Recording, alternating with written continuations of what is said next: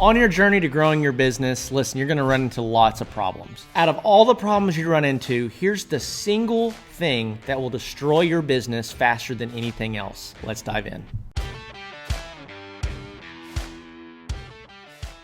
All right, well, welcome back to the channel. I'm so grateful for your time and your attention. I'm your host, Zach Vaught. And if you haven't subscribed yet, be sure to do that. If you're watching this on YouTube, make sure you go check out the podcast, Handmade Business Secrets. You can listen to that while you're in the shop, working, doing your thing, and it'll help you along the way, okay? So I want to talk to you today about the one thing, in my opinion, that will destroy your business faster than anything else. This is going to be a little bit of a touchy subject, but I want to challenge you in this video, and I want to encourage you to change the way that you think. And so the thing that is going to destroy your business faster than anything else is comfort and complacency.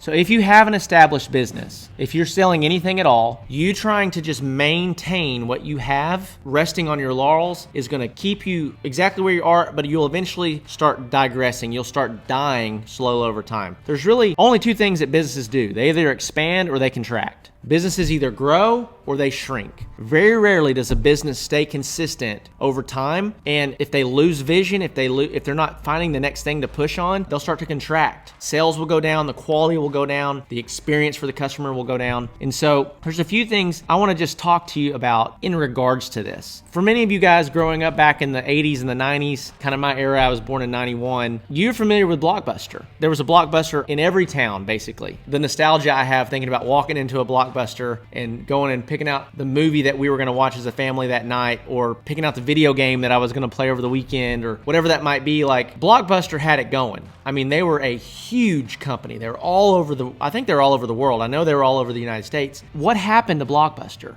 They were dominating a market, and another company came in by the name of Netflix. And Netflix made entertainment more convenient, more cost efficient. And a lot of people blame Netflix for Blockbuster's demise. And Blockbuster went bankrupt. They shut down, they went out of business.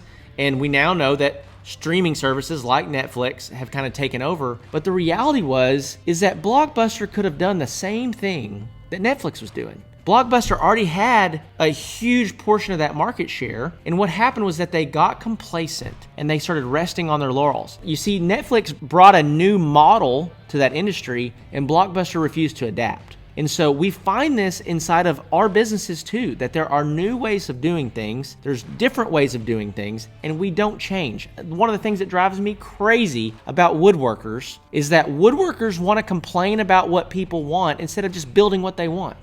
Like, you especially find this, and I'm sorry if you're one of these guys, sorry to hurt your feelings, but like people that like love traditional joinery. Like, it's going to take you a month to build a table that it's going to take me 3 days to build. I'm going to make more money than you are. And then you're going to complain and gripe about how customers don't want quality. You know, I'm doing this the right way. This is the right way to do it. It's like, dude, as long as the table doesn't fall down, like, build the table that people want and do it fast and do it efficiently. I'm not saying make a crappy product, but what I'm saying is, like, you spending hours and hours and days on a joint underneath the table that people are never going to see, instead of putting some glue on that thing and some screws in it, it doesn't really matter that much. They're not doing exercise on top of this table. Woodworkers want to complain about the people that aren't buying their products instead of building products that the people want to buy. Listen, you're not going to change them. You have to quit being complacent in how you do what you do. You have to become revolutionary in your market. You got to find something that's different that the people want.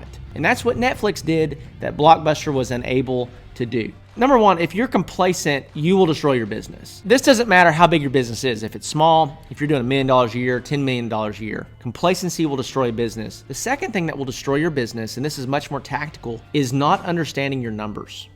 Like, not understanding your numbers and working yourself into a frenzy and not being profitable at the end of the day will destroy your business. So you have to have a good grasp on your numbers. Now, and I'll be the first to say that, like, when I started my business, I was not a numbers guy. All throughout school, elementary school, high school, college, I made straight A's except for accounting, and I barely made a C. Okay, but it was a struggle for me. Like, I didn't understand it, and having experienced what I felt was a failure in college with accounting, I basically labeled myself as, like, I'm not good with numbers. So I spent the first 3 or 4 years in my business literally just being like, I don't know how to handle it. I don't know how to do it. And so I could never scale or never grow because I felt so incompetent in that regard. And so it wasn't until I was finally kind of forced into a place where I had to learn how to manage numbers and the finances that I actually started to acquire the skills that allowed me to scale my business. And so if you do not understand your cash, if you don't understand cash flow, how much money is coming in, how much money is going out, and that we're in a net positive every single month, what will happen over time, my friend, is that you will start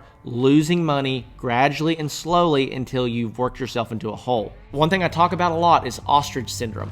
And this is a term, I don't know if anybody else has said this, but I think I made it up. But business owners, especially young business owners that are trying to grow businesses, they focus on the thing that they're good at, and then they have ostrich syndrome with everything else that they're not good at. And they just stick their head in the sand and they double down on what they're good at, and they say, if I just do more of this, it'll all work itself out. And it's not true. You're gonna lift your head up out of the sand, and everything else that you've been ignoring is gonna be bigger and hairier and scarier than it was before. So you cannot trust ostrich syndrome inside of your business. You have to confront the issues that you're facing. If you feel like you're losing money or things don't feel like they're working good, you need to figure out how to keep books and run reports and figure out where you're bleeding. Number one, if you're resting on your laurels, if you're becoming complacent, your business is gonna die. And number two, if you don't know how to keep track of your numbers, your business is gonna die. This is a skill that every business owner needs. You gotta have it. And so with that being said, guys, thank you for subscribing. Thank you for liking. Hey, if you're looking for some resources, check out all my links below to my free ebook, the Handmade Hero Academy course for those of you that are trying to get to $5,000 a month. And then if you're trying to get beyond that, the Woodworking Business Accelerator program. So with that being said,